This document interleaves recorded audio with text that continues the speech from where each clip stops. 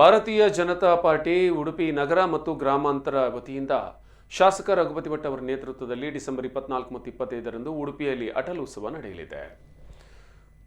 ಉಡುಪಿಯ ಎಂಜಂ ಮೈದಾನಿನಲ್ಲಿ 2 ದಿನಗಳ ಕಾಲ ಮಹಾ ಸಂಭ್ರಮ ನಡೆಯಲಿದ್ದು 24ರಂದು ಅಟಲ್ ಟ್ರೋಫಿ ಹೊನಲು ಬೆಳಕಿನ ರಾಷ್ಟ್ರಮಟ್ಟದ ಮುಕ್ತ ಪ್ರೊ ಕಬಡ್ಡಿ ಪಂದ್ಯಾಟ ನಡೆಯಲಿದೆ.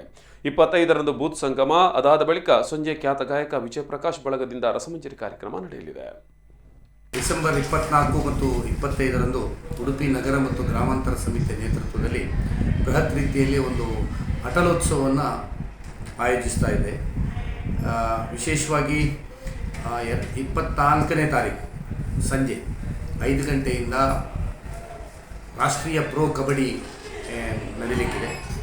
ಸುಮಾರು 7 ಗಂಟೆ ಹೊತ್ತಿಗೆ ಅದರ ಉದ್ಘಾಟನೆಯನ್ನು ಫಸ್ಟಿಗೆ ಮಹಿಳೆಯರ ಕಬಡ್ಡಿ ಮ್ಯಾಚ್ ನಡೆಯಲಿಕ್ಕಿದೆ. ಅದಾದ ತಕ್ಷಣ ಸುಮಾರು 7 ಗಂಟೆ ಹೊತ್ತಿಗೆ ನಮ್ಮ ಕೇಂದ್ರದ ಕ್ರೀಡಾ ಸಚಿವರಾದಂಥ ಅನುರಾಗ್ ಸಿಂಗ್ ಠಾಕೂರ್ ಅವರು ಬರುವರಿದ್ದಾರೆ. ಅವರು ಬಂದು ಪ್ರೊ ಕಬಡ್ಡಿಯ ಉದ್ಘಾಟನೆ ನಡೆಯಲಿಕ್ಕಿದೆ ಮತ್ತು ರಾತ್ರಿ ಪ್ರೊ ಕಬಡ್ಡಿ ರಾಷ್ಟ್ರೀಯ ಮಟ್ಟದ ಪ್ರೊ ಕಬಡ್ಡಿಗಳು ಬಂದು ಬೆಳಿಗ್ಗೆ ಅದರ